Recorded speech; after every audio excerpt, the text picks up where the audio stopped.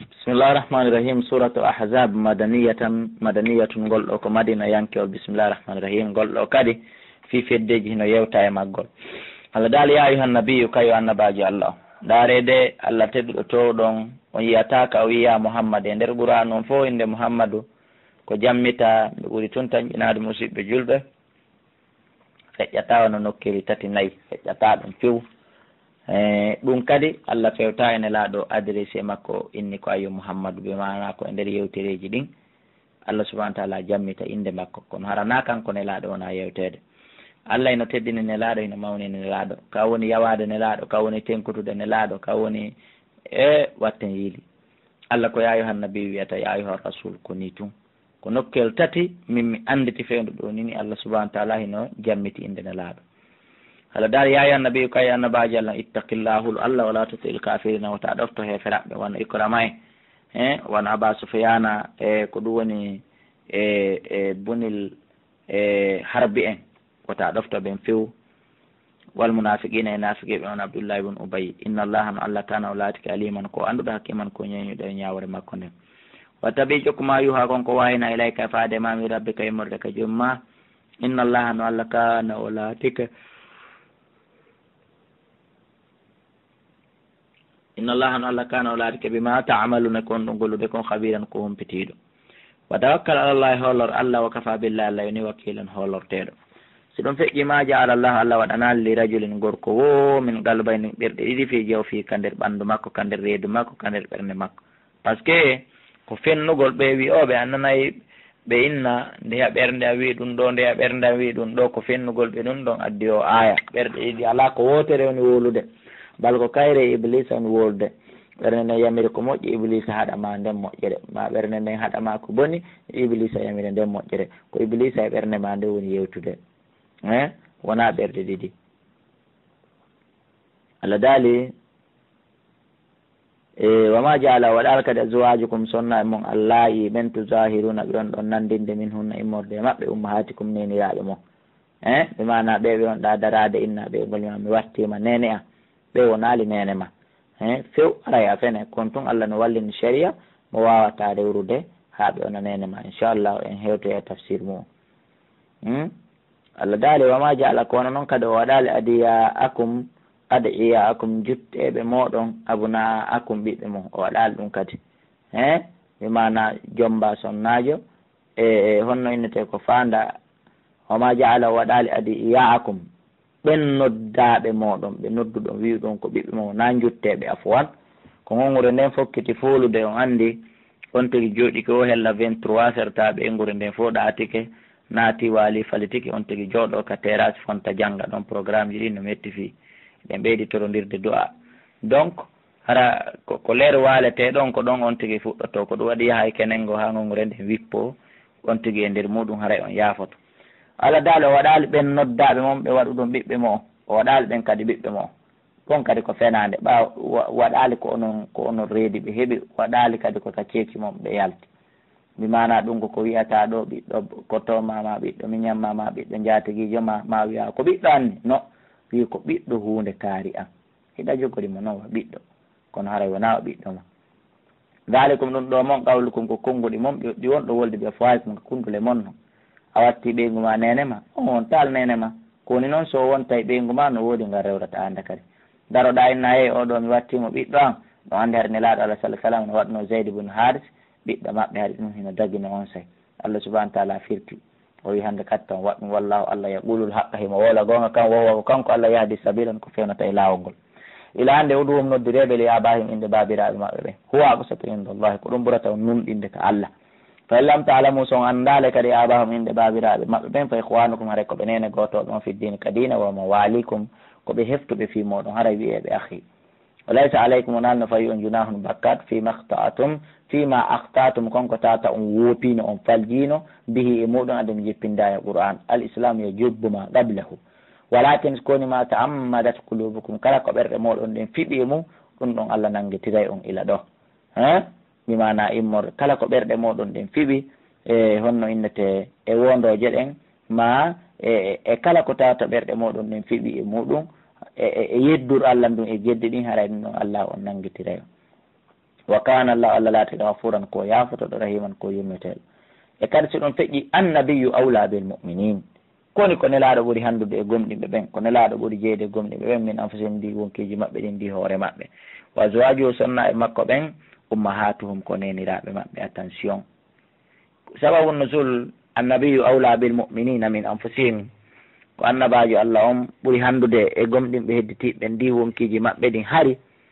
si tawi woni fure walike nelaɗo landoto si tawi woni himo ñawli si wiyama himo ñawli nelaɗo landoto waliyaɓen ko hombo yoɓata si heɓaki ƴettuɗo garanti ɓe pottoto ɓe jaɓatano julde fure on ɓe maka joni awa julane hoore mo fure mo on allah jippini o aya wonde ko nelaɗo ɓuuri handude e gomɗiɓe ɓen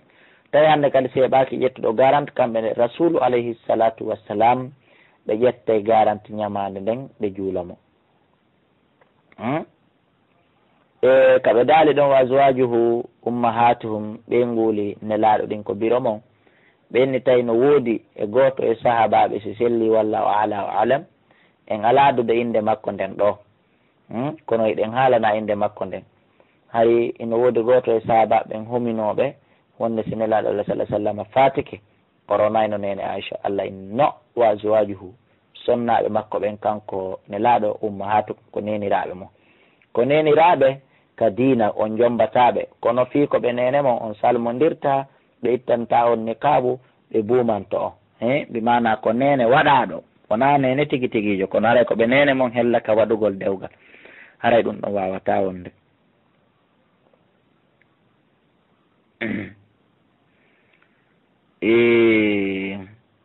si tawi ɗum feƴƴi wa ulul arham ko jomiraɓe en ɗammaji ɓen ɓe mana jomiraɓe musidal ɓen jomiraɓe ɓattodiral bi mana jeydiɓe ɓen baadum yoga e maɓɓe awla ɓuuri handude bi baadin e yoga ka ndundi fi kitabillahi ka deftere allah o andi o aya ɗo ko montuɗo aya gono ari dow to on ɗon inni e ɓawo yewti fi donde ndi ha o gayni ka suratu nisa'i wo hiɗon wawi kadi hino hanani on kadi ka hunnanton ɓen ɓe ahoduɗon e muɗum fodoreji ɗin ɓe ahoduɗon wonduɗon wonde o ronayɓe ɓe ronayi on ara ɓen noon kano duwa hettude gueɓe maɓɓe ɗen o aya ɗo ko montuɗo ɗum hari no selli ka wonode innen wallahi sa maayi mi ronete min kadi siko min adima mayde a ronayla yon noon allah subahanahu wa taala addi o aya qur'an bonniti ɗum ɗum few haray joni ko musidɓe ɓe woni ko ronidirta ka deftere allah minal muminina en nimmorde gomɗinɓe hedditiɓen wal muhajirina e ferɓe ɓen illa an tafalu sowona hu on ila awliyaikum faade weldiɓe muɗon ɓen tuma arufan ko moƴƴi ɓe mana ƴetton tun seeɗa e donde ndin okkoron ɓeya kono hara hino anda ko dokkal wona wasi haray ɓe ron famike ka wasi e immorde sulusu tataɓal jawdi ndin e allah daali kana dalika ɗum ɗo laatike fil kitabe hino windaka nder deftere masturan ɓangina ha yori no bimana no winda toon ha yori no winda toon ha laaɓi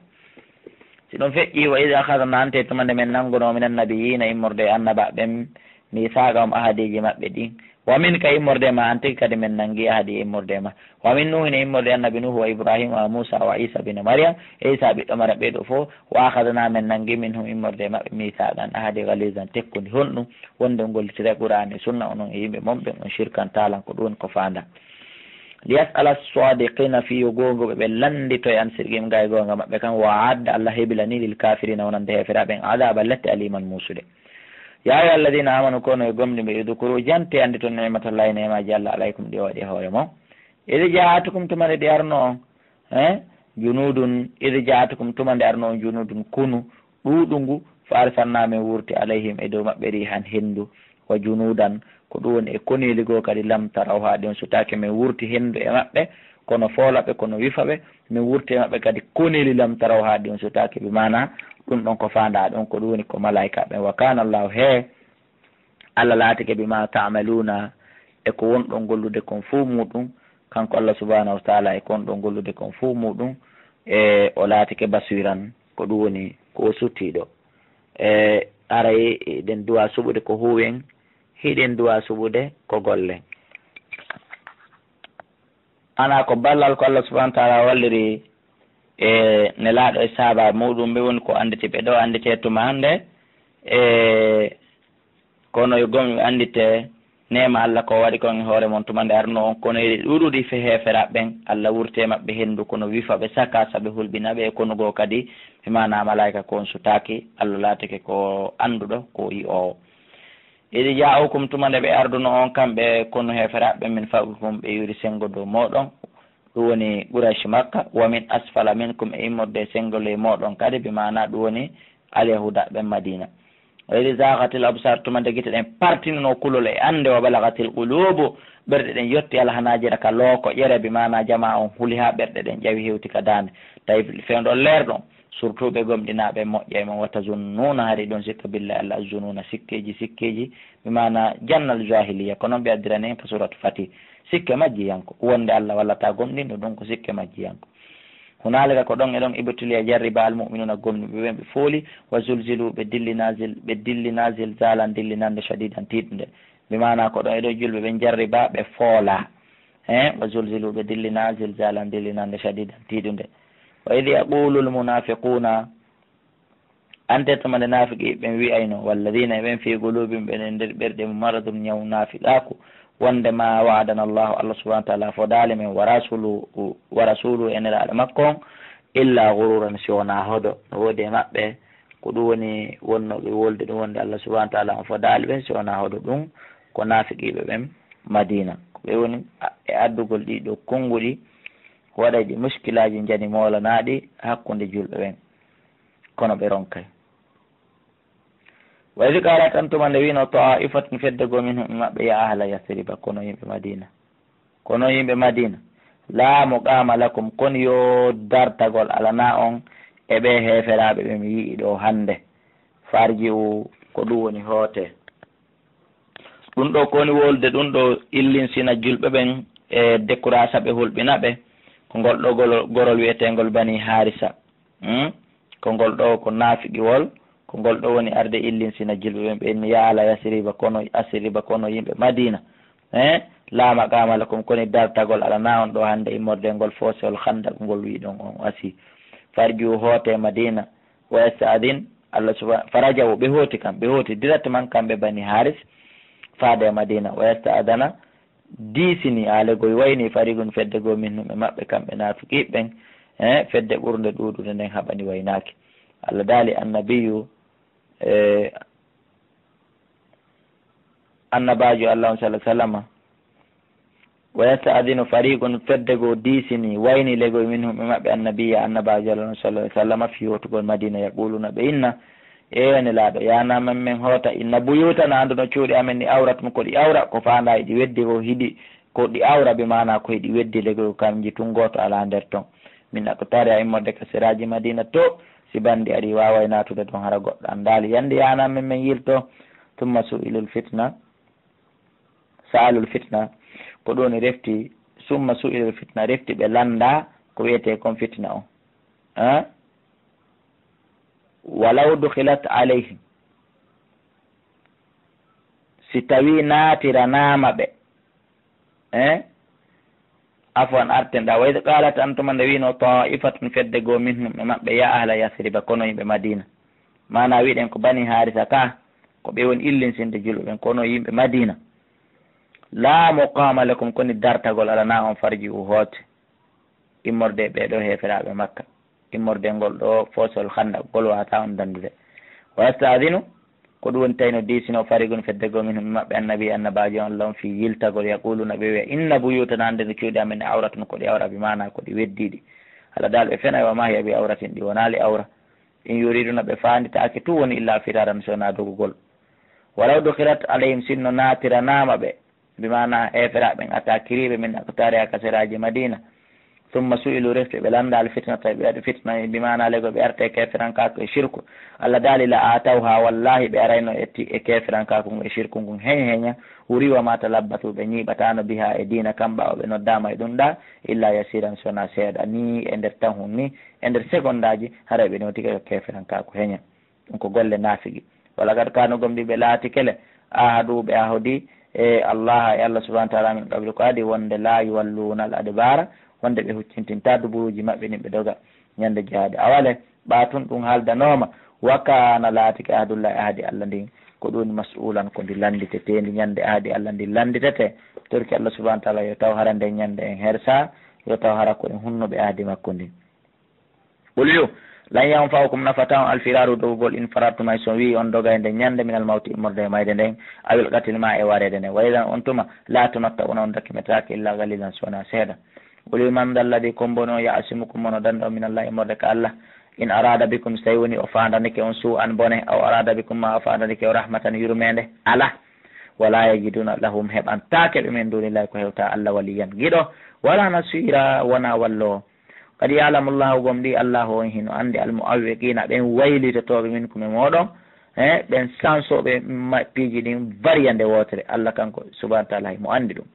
wal qailina e ɓen wiyanaɓe li ihwani musidɓe maɓɓe ɓen halumma ilayna kono si tawi toon satti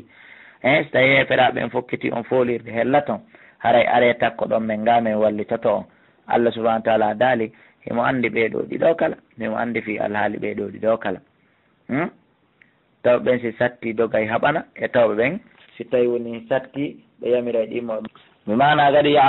ya'lamullahu gom ɗi Allah hino andi moƴƴa noon almuawwiqina ɓen waylitotoɓe min kume moɗon yaha faabagol nde fedde ɗa ɓay nden ɗon fuɗɗama foolede himo andi ɗum wal qa'ilina e ɓen wi anayɓe kadi lihwani musidɓe maɓɓen halumma ilayna are taw ton men ga are taw ton men ga hara ɓe noddirali ɓeya fi fiyoɓe arɓe wallitoɓe hara ko fiyoɓe iwto ɓay heferaɓen fokkitiɓe huɓude Allah daali mo andi ɓeɗo ɗiɗo kala wala ya'tuna al ba'sa ɓeral ta lette ɗen illa gallin sona seeɗaɓe mana hemo andi kadi yalamullahu gomɗi Allah hino andi almuawwiqina ɓen waylitotoɓe ɓe mana doga few yaaka kala ka guere on ɓuuri hoyirde min komi moɗon wal qailina e ɓen wiyanayɓe li ihwani musidɓe maɓɓe halumma ilayna are takko ɗon men ga yandi sele guere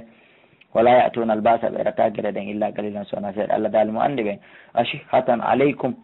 ka añalngol on moƴƴere nde fa ida jaa al khawfu sikulol ngol ari ra'aytama yeɓe yanzuruna ɓe daara ilayka faade ma tadurutano yiltodira aynum guite maɓɓe ɗen e ma kalladi a sikkay on yukhsha alayhi mo suddi hoore mum minal mawti immorde maydi hakke ko ɓe yurminkinoto si ɓe innama yoɓe yaw haɓɓugol jihadi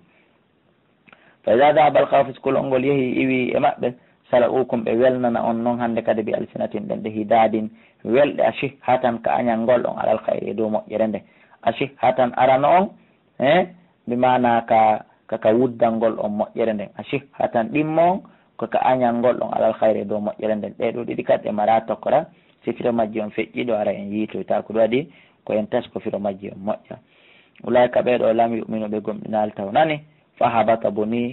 Allah kadi bonni yeeɓi amalam golleli maɓɓe ɗin wa kana dalika ɗum ɗo laatike alallahi ka Allah yasiran ko newani ɗum mo jooɗagol bonna golleli maɓɓe ɗin ko ɗum woni saabu ɓayɓe shirki ɓayɓe suɓiki ko wiyete kon naafiqi yagal ngal ɓe waɗiri ko ɗum woni layafakum Allah daari wala ya'tuna al ba'sa ɓe arata guere ɗen illa galilan sena seeɗa ɓe mana ɓe participatali goye guere on sona seeɗa ashihatan aleykum ka añalngol on moƴƴere ko heɓoto ton ko an kasi jawdi kono hoyri heɓike fi añalngol ɗon fi onon tuwata on heɓa ko jikke ɗum tawnirta ɓe guere on seeɗa fa ida jaa al khawfu sikulol ngol ari heña ra'aytama yeɓe yanzuruna ɓe daara ilayka faade ma tadurutano yiltondiɗa aynum guite maɓɓe ɗen kalladi a sikka on yukhsha mono suddi alayhi hoore minal mawti immorde e mayne hakke yurminkinare fa ida dahaba al khawfu sikulol ngol yeehi salaqukum on say ɓe welnana on mbi alsinatin ɗen ɗe hidadin welɗe ɓe ferano ɗen ɗe welɗe ashihatan alal khayri ka reere ɗangol moƴƴere nde ɗaaka ka añalngol on moƴƴere nden ɗo ka reere ɗangol on moƴƴere nde mana ɓe ferano on konnguɗi welɗi ɓe melkunnano on fiyo wonu ko on gooto ɓe yejjitino nanen ko ɓe sali kon haɓugol yanni sona seeɗa ashihatan alal khayri karere ɗangol moƴƴere nde mana karere ɗangol jawdi kono hoyri ko heeɓi kon aray ɗeɗo ɗiɗi kay tokora majji ala e nder qur'an on aray ko rewtagol ɗe moƴƴa ulayka ɓeɗo lam yu'minu gomɗinal few fa habatallahu Allah kadi bonni amalam gollili maɓɓe ɗi wa kana dhalika ɗum laati ka alallahi kala siran ko ndewaniɗomo saabu mettugol fi ayan ko ɗum waɗi si ruttini ɗemmo ko ɗum waɗi si waɗɗenmo baabi en laabi ɗiɗi yahsabuna al ahzaba feddeji ɗi no sikka ɓe mana feddeji nafiqiɓɓen heɓe sikka yahsabuna heɓe sikka al ahzaba on de feddeji heferaɓe lema yadhabuɓe e haali ɓe mana nafiqiɓɓe no sikka heferaɓe makka ɓen yahaali on yaatil azabu si feddeji ɗin ari yo wadduɓe yeloto law annahum hara kamɓe baduna fil arabi haray ɓe woɗɗitino ka fulawa to wona ɓe ala ɗo ko ɗum haɗi ɓe tawe guere on kamɓe ɗum luttuɓe yasaluna ta ko ɓe lando an ambayikum ga e habaruji mum ɗin konno fewdo ɗon ko ɗum woni ko ɓe yeloto walaw kanu allah daali aɓe hay ɓe laatino fiikum hakkunde mon kadi no fota ma qatalu ɓe haɓatano jihadi ɓe haɓatano ayɓe ɓen illa qalilan sona seeɗa ko andigol no naafiqiɓe ɓen si guere luttiɓe ta ɗum suni on modi kaari ala ɗo ko ɓen ala ɗon kon ɓuuri o moƴƴande onon julɓe ɓen laqad kana lakum gom ɗi laatanike on fi rasulillahi ne laaɗo allah uswatun ñentinal hasanatu labangal ɗo kadi ko darsu jano on andi allah naali laatanike en e bemmon ma e karama ko mon ma e mama soro mon ma e lanɗo mon on ɓeɗo fof na ñentinteɓe allahumma sonara ɓe ñentinine laaɗo kono ne laaɗo rewiri allah noon ɗawawi ɗo rewirde allah no ɓe rewiri noon kono ɗon kadi ha tawa hanina kamɓe ñentinɗa komo ɓe ñentini on ñentinɗa ñentinen ne laaɗo allah daali gom ɗi laatanike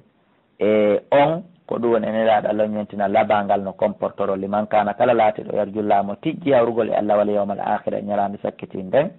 wa zakara llah mo janti inde allah nden kathiran ko ɗuuɗi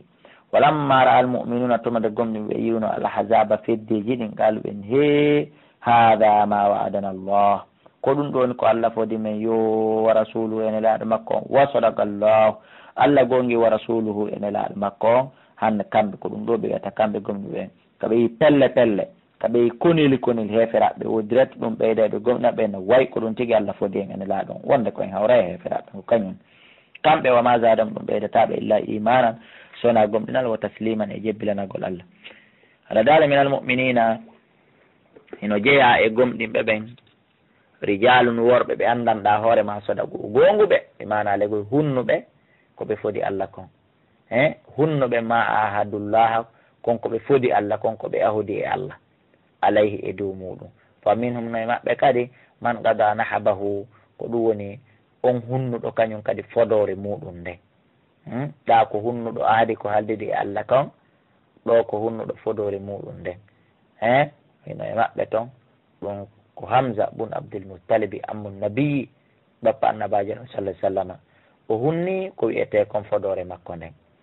wa minhum no e maɓɓe man yantadiru habbitiɗo mo sa tawa gaynali taw hunnude fodore nden